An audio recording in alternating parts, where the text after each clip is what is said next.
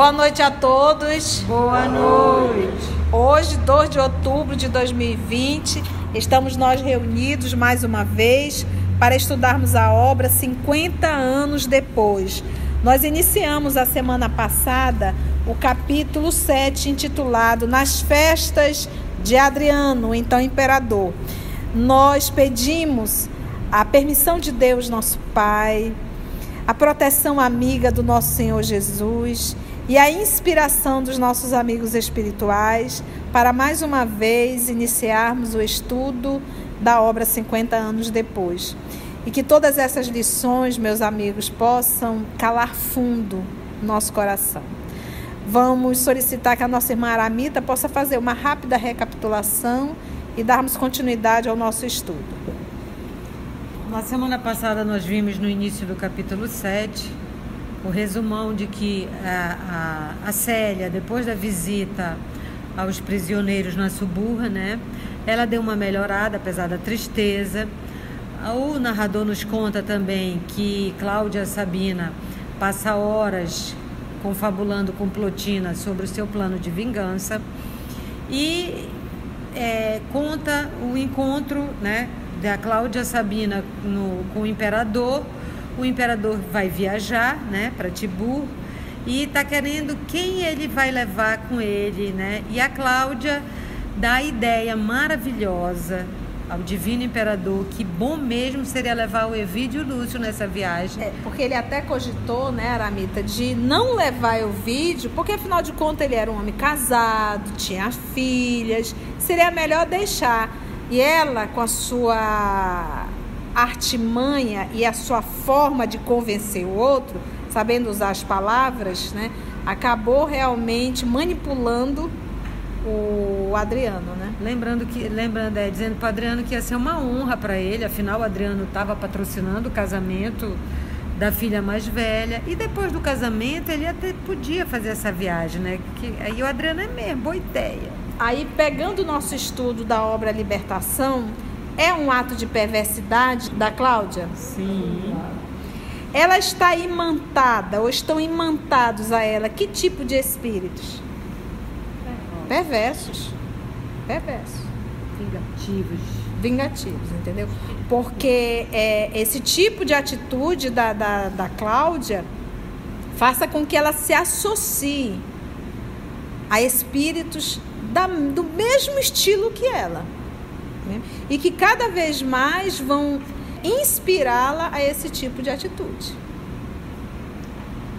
Então, aí o Adriano aceita a ideia dela e diz que o Evídio é a pessoa ideal para escolher as coisas, porque ele tinha bom gosto, e o Adriano vai mandar um mensageiro à casa de Evídio. Paramos aí. Vamos lá, então. Colhido pelo mensageiro no meio das atividades festivas do lar, o tribuno surpreendeu-se grandemente. Não esperava um ato daquela natureza. Outrem poderia honrar-se com a gentileza. Ele, porém, sentimental por índole, preferia a paz doméstica, longe do turbilhão de bagatelas frívolas da corte. A viagem à Grécia, em tais condições, afigurava-se-lhe aborrecida e inoportuna. Além disso, deveria partir dentro de uma semana.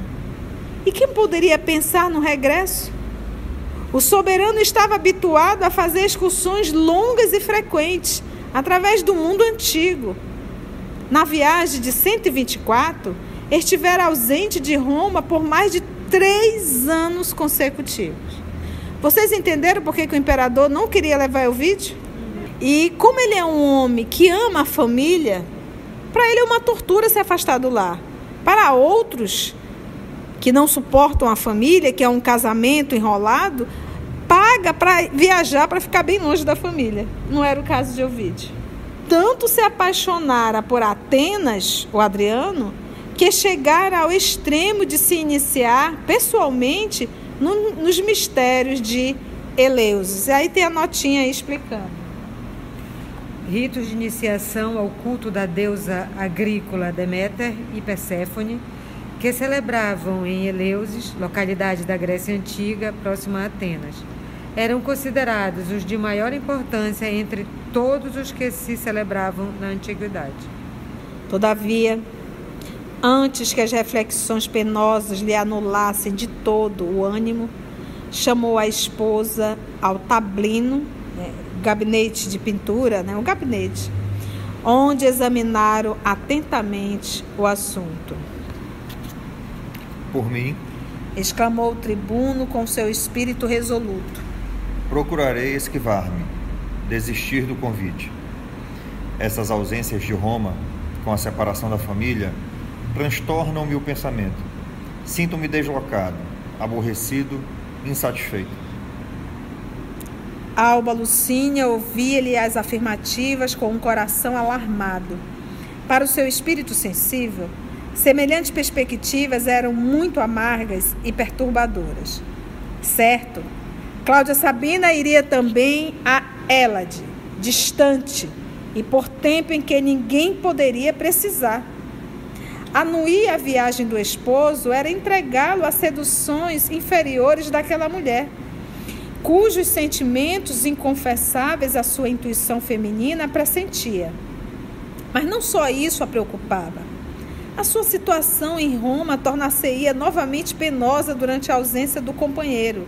Lólio, sem dúvida, lembra que Lólio é o então prefeito, esposo de Cláudia Sabina, que é apaixonado por Alba Lucínia. Lólio, sem dúvida, voltaria a assediá-la com mais veemência e teimosia. Pensou em falar a Elvídio, cientificá-lo de todos os fatos ocorridos na sua ausência. Gente, esse aqui é um momento delicado, é um momento doloroso, é um momento de medo, é um momento de desespero. Se nesse momento que a vida chega pra gente, que a todos nós chega, e se a gente perde totalmente o equilíbrio, nesse momento, espíritos perversos se aproveitam e nos levam para o chão. Então, são nesses momentos delicados da vida que nós temos que ter a fidelidade a Deus. Meu esposo, meu querido, meu fofo, vamos nos submeter à vontade de Deus. É isso. Porque tem coisas que não dá pra gente mudar. Mas a única coisa que a gente não pode, em hipótese alguma, perder é a esperança em Deus, é a fé em Deus, é a certeza do amor de Deus.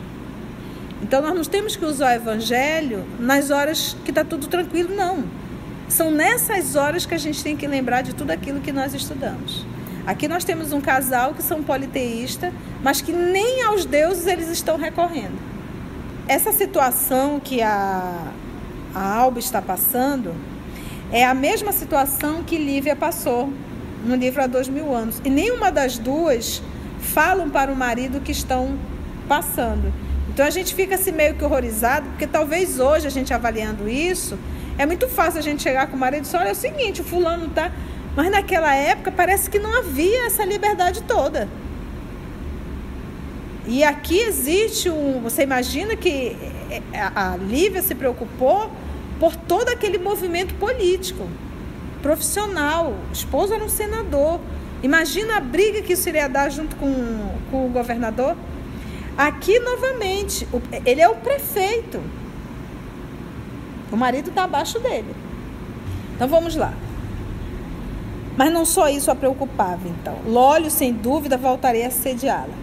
Pensou em falar a Elvídio, cientificá-lo de todos os fatos ocorridos na sua ausência, expor-lhe com sinceridade os seus escrúpulos.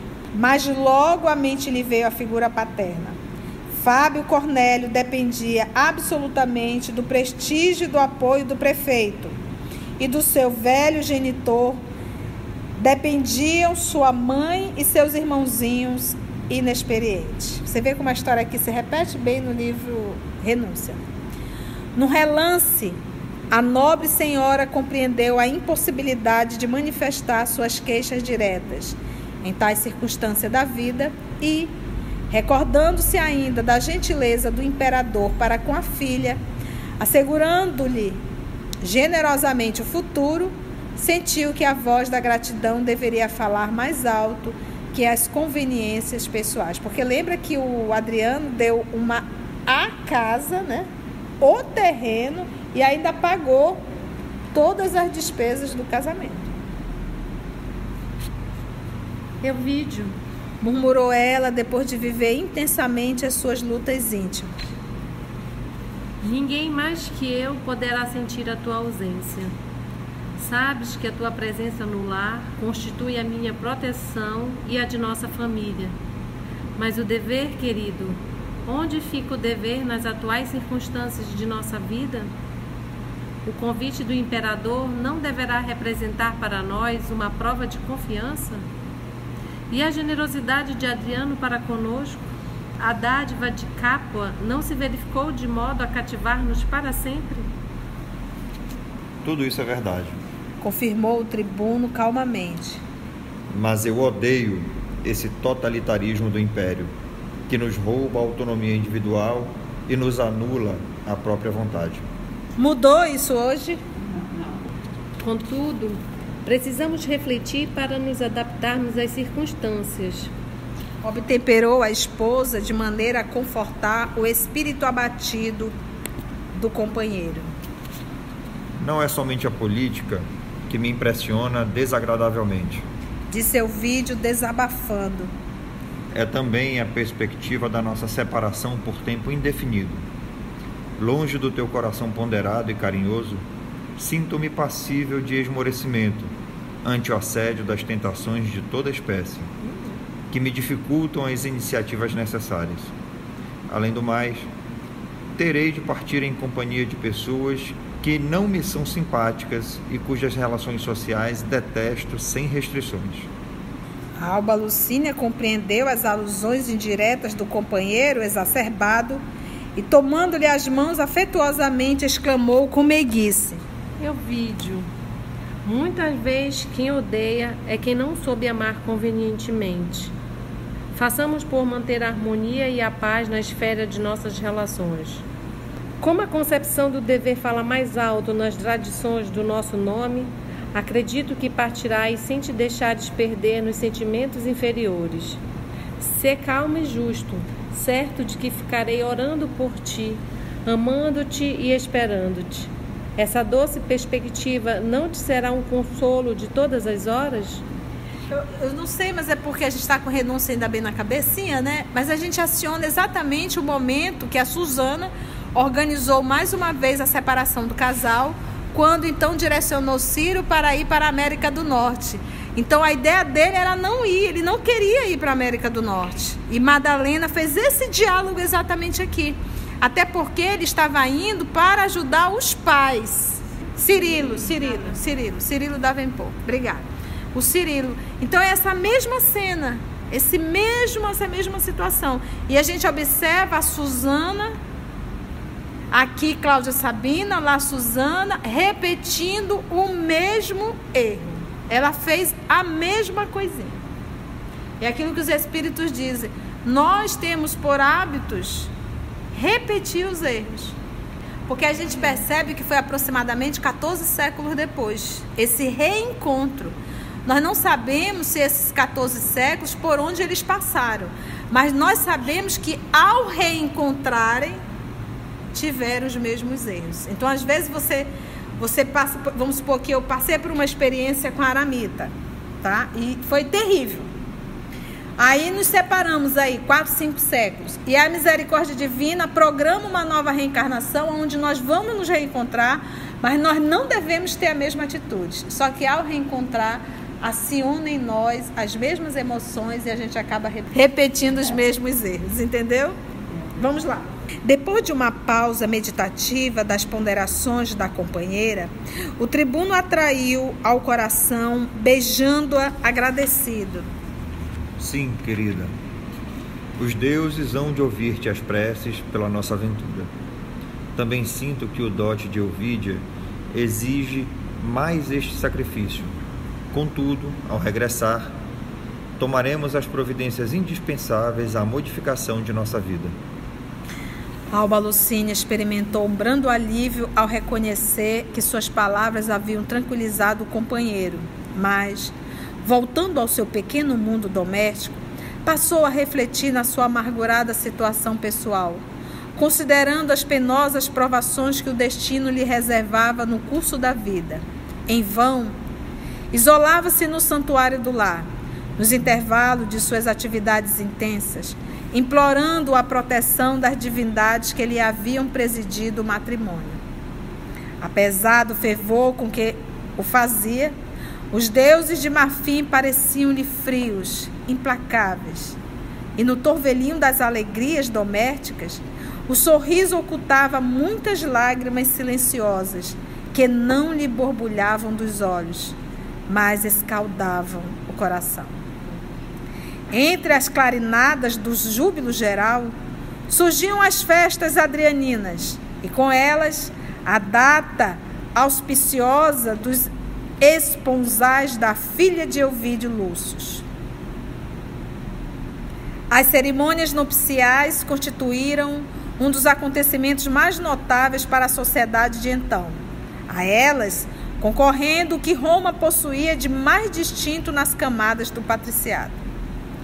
Fábio Cornélio, desejando comemorar a aventura da neta de sua predileção, fora fértil em inventar os mais belos jogos de iluminação no parque da residência de seus filhos. Quem era que estava pagando? Gastando, que tinha e que não tinha. Mas lembra quem estava bancando tudo, não era o Adriano? Aí ele só fez inventar. Eu acho que não saiu do bolso dele, não. Adriano pagou tudo. Por toda parte, aroma de flores maravilhosa, em todos os recantos, cantigas e trovas apaixonadas, a confundirem-se com os sons das cítaras e atabalhas, tangidos por mãos de mestres exímios. Enquanto os escravos se cruzavam apressados em satisfazer o capricho dos convivas, dançavam bailarinos famosos, a repetição melodiosa dos alaúdes. Pequenos lagos improvisados à guisa de aquários naturais ostentavam plantas soberbas do Oriente e peixes exóticos provocavam a admiração de quantos se deliciavam com as alegrias da noite. Então, na verdade, isso aqui não mudou. Quando nós inventamos um baile, uma festa, nós queremos fazer exatamente isso, chamar bastante atenção. Nem que eu tenha que gastar todas as economias, até mesmo fazer o empréstimo. Então, nós ainda somos essas crianças. Nós somos incapazes de juntar esse mesmo valor para construir um orfanato, para levantar um espaço para idosos que está totalmente destruído. Então, isso mostra ainda os nossos valores mesquinhos, que são milenar. Todo o cenário festivo fora preparado a caráter, com precisão e requintes de bom gosto, salientando-se a piscina em que barcos graciosos e leves se pejavam de ninfas e trovadores, e a arena na qual, de remate à festa, 2 escravos jovens e atléticos perderam a vida sob os gládios poderosos de lutadores mais fortes. Tudo isso no casamento, festa romana. E hoje a gente não marca, olha, vai ser aniversário de fulano e vai ter a luta do Beltrano. A gente aproveita, eu vou pôr um telão lá na sala e aí a gente vai ver a luta. E aí a gente reúne pai, mãe, irmão, irmã, crianças, para ver 2 humanos sangrando, com o rosto todo machucado, e a gente comemorando. Tribal, né? Hoje, gente, no século 21, 2020, ainda é chamado isso de esporte, porque isso aqui, os gladiadores, era chamado de esporte. Então, você viu que não mudou muito, não. Nenhuma lacuna se observava, exceto a ausência de Quiné e Lúcio, que, segundo informavam os anfitriões, permanecia no Aventino, ao lado da outra neta enferma. Então, o pai de Ovídio não compareceu à festa, e nem a nossa menina Célia. No dia seguinte, Enquanto Euvídia e Caios partiam para Capua sob uma chuva de flores, e se bem estivesse no auge as festividades do povo, Alba Lucínia não conseguia dissipar a onda de receios que lhe assaltara o coração. Sua consciência sentia-se tranquila em relação ao que aconselhou ao marido, considerando que a gratidão de ambos ao imperador não admitia desculpas quanto à viagem à Grécia. Mas Elvídio Lúcio lhe falara dos próprios temores com respeito às tentações. Suas mãos ainda sentiam o calor das dele, ao terminar confidências amargurosas. Estaria certa, incitando a aceitar os novos encargos impostos pelo império? Não deveria, igualmente, defender o esposo de todas as situações difíceis, determinadas pela política, com suas inquietações perversoras? E vocês lembram que Cláudia era muito bonita. Para ele era uma tentação. Nasceu-lhe então a ideia de procurar Cláudia Sabina e pedir, com humildade, a sua interferência.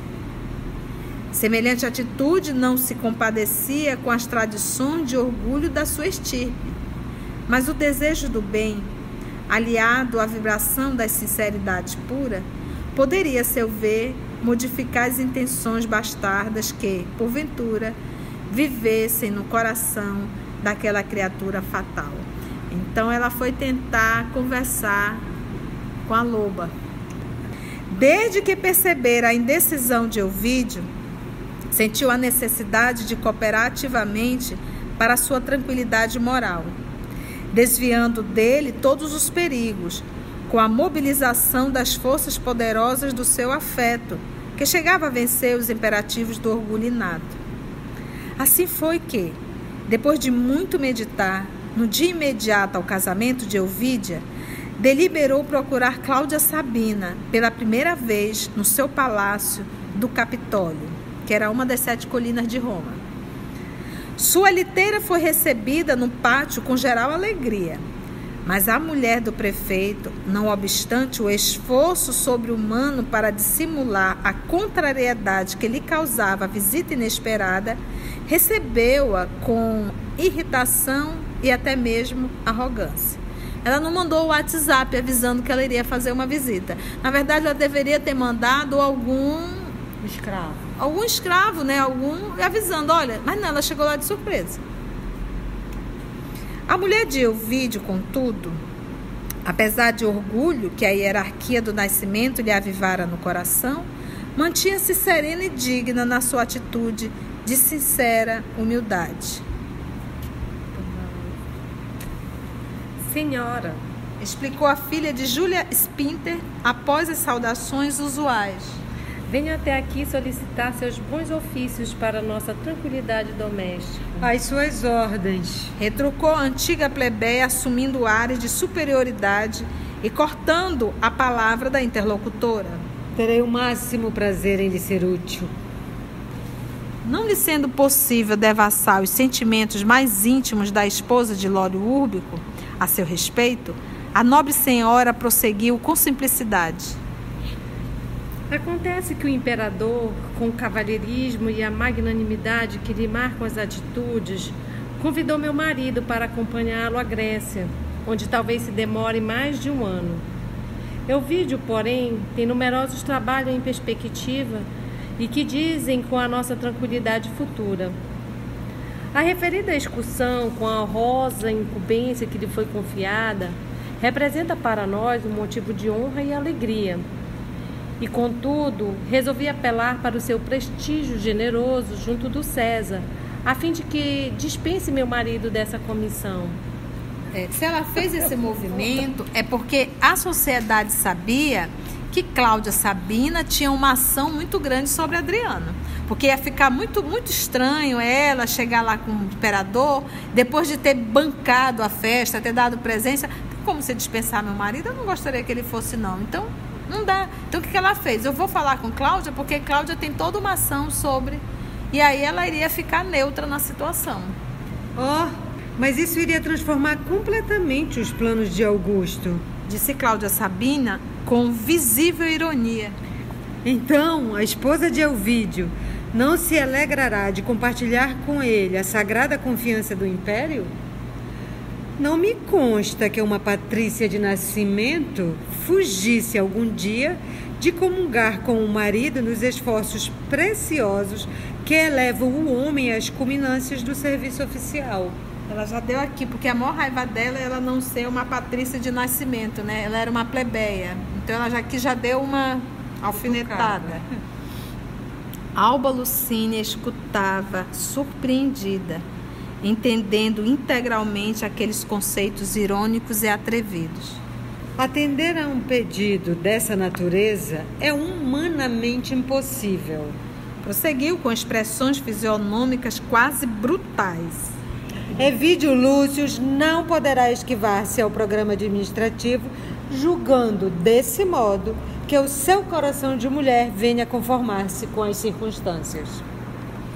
A filha de Fábio Cornélio ouvia-lhe as palavras, provocadora, recordando as confidências de Túlia relativamente ao passado do esposo. Atentava para os gestos da antiga plebeia, elevada pelo destino às melhores posições nos círculos da nobreza, e sentia, no todo de suas expressões contrafeitas e estranhas, um vasto complexo de odiosos sentimentos recalcados. Somente o ciúme poderia transformá-la de tal modo, a ponto de modificar os traços mais graciosos da fisionomia. Olha que coisa interessante.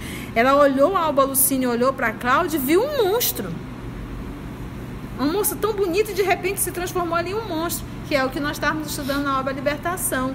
Essa pessoa perversa, ela vai deformando o corpo perispiritual, que acaba refletindo também no corpo físico. Não contavam elas a mesma idade, mas possuíam ambas os mesmos atrativos físicos da mulher formosa que ainda não chegou ao outono da vida e guarda as melhores prendas da primavera. Ao passo que Alba Lucínia atingira os 38 anos, Cláudia chegara aos 42, apresentando as duas as mesmas disposições de mocidade refletida.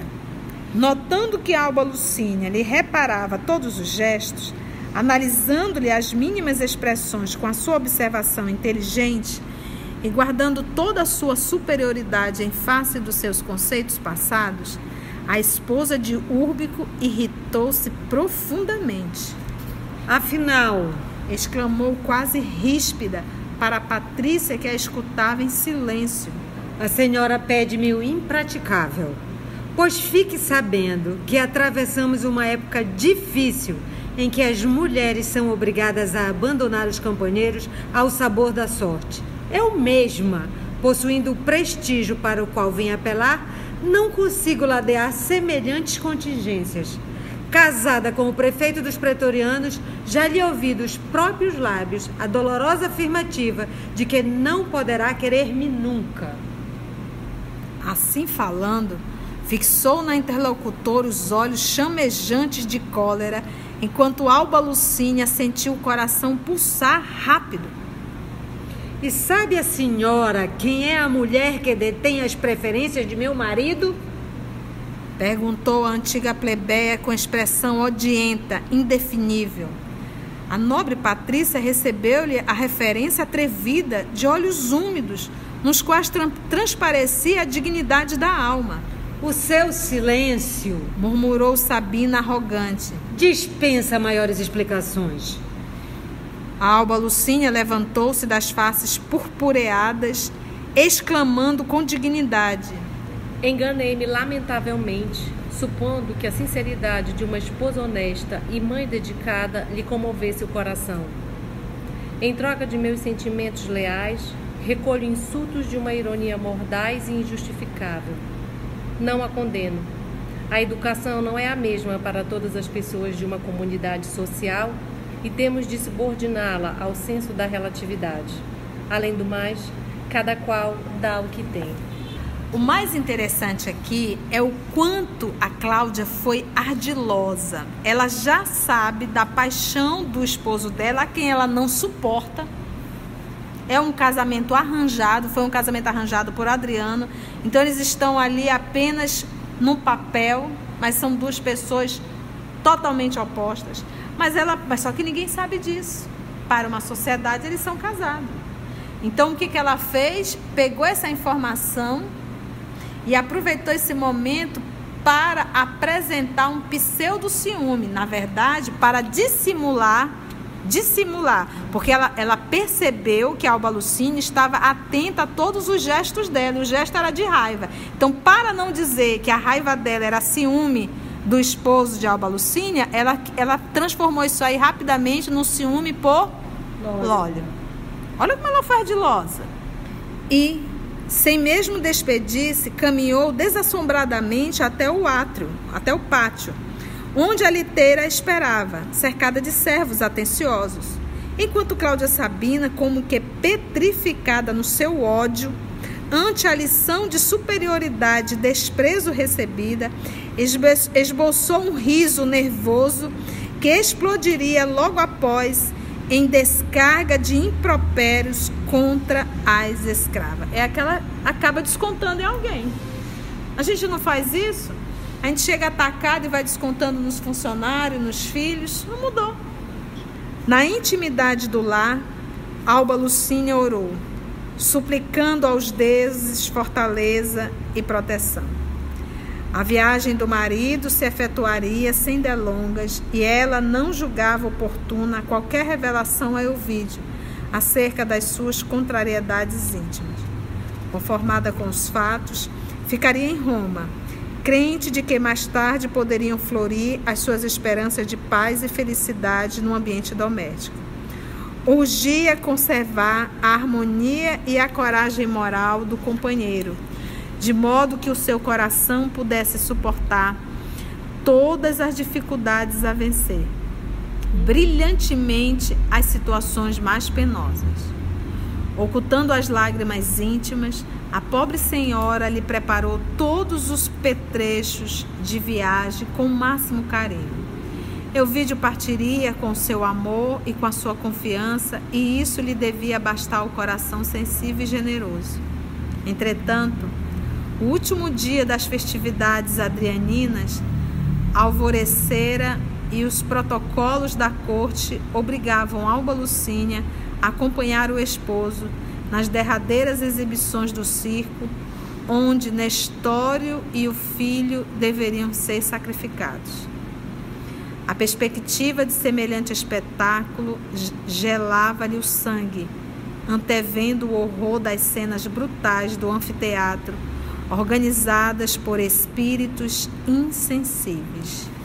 Recordou-se de que, na antevéspera, acompanhara Elvídia e Caius Fabrícios ao Aventino para as despedidas do avô e de Célia, notando que a pobrezinha estava profundamente desfigurada pelas amarguras do seu grande e fortunado amor.